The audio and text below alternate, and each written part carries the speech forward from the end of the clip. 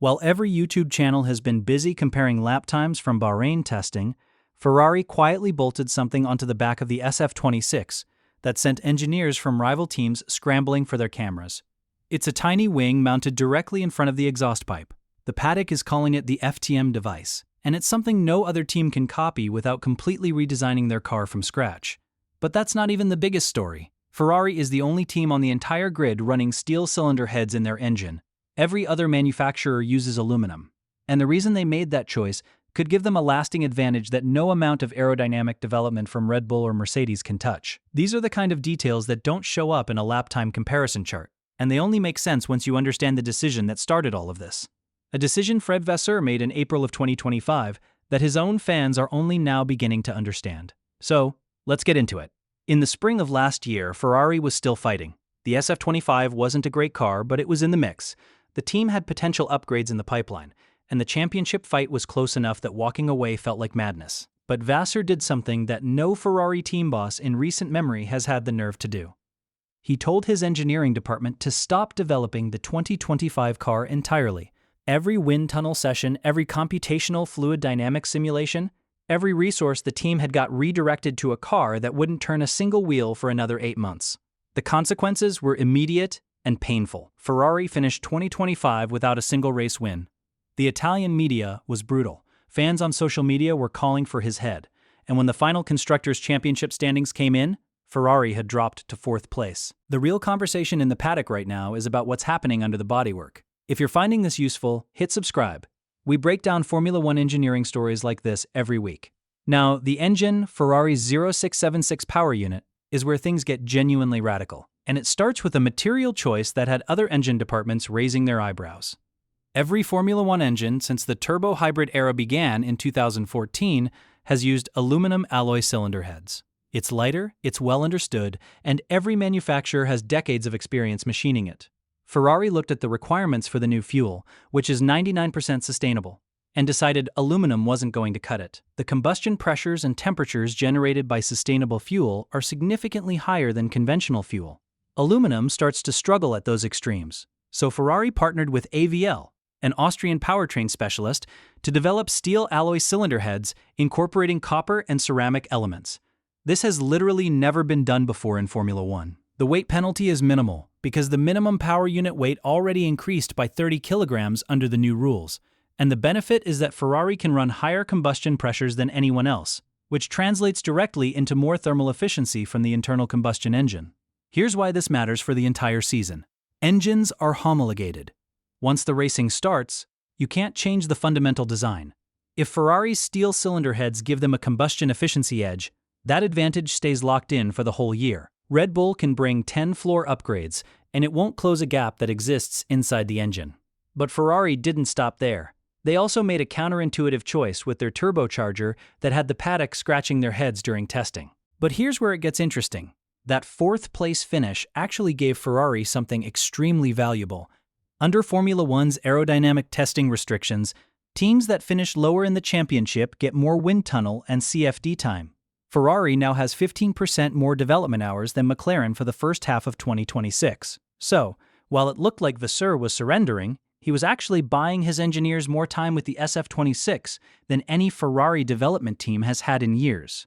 And the man he trusted to use that extra time is Loic Serra, Ferrari's new chassis technical director, who arrived from Mercedes in October of 2024.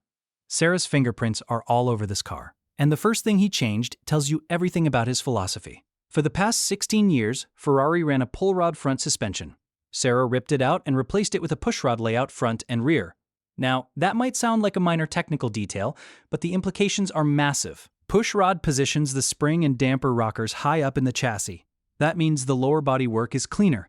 And cleaner lower body work means more air flowing to the floor, which is where the vast majority of downforce comes from on these cars. The front suspension uses an extreme multi-link geometry with significant anti-dive angle. What that does is prevent the nose from diving under heavy braking, which matters even more now because the energy recovery system is almost 3 times more aggressive than before. There's more force going through the front axle, and Serra's design handles it without unsettling the car. And it's working. Nelson Valkenburg, one of the sharpest technical analysts in the paddock, described the SF26 as transformed between day 1 and day 3 of Bahrain testing. The rear stability improved dramatically through setup evolution, and both drivers reported the car becoming progressively easier to push. But the suspension is just the foundation. But the structural differences this time are worth paying attention to. Sarah's leadership has replaced the siloed approach where the engine department and chassis department barely communicated. The SF26's engine was designed from the outset to give the aerodynamics team maximum freedom with the rear-end packaging. That kind of integration between departments hasn't existed at Ferrari in a very long time. The car passed all FIA crash tests on its first attempt, which is described as a rarity. That might sound boring, but it means no time was wasted redesigning crash structures and resubmitting for approval. Every week, saved in that process, is a week gained in performance development.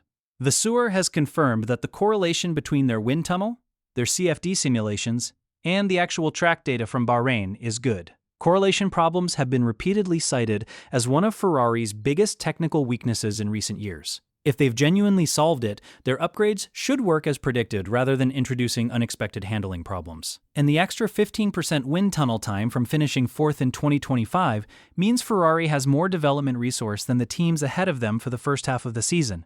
That's exactly the period when the development curve is steepest, when the biggest gains are available. Vasseur himself has been characteristically cautious. He told the media after Bahrain that Ferrari's priority was mileage, data collection, and correlation checks. He made no predictions about race wins or championships. His exact words were, "Stay quiet and focus."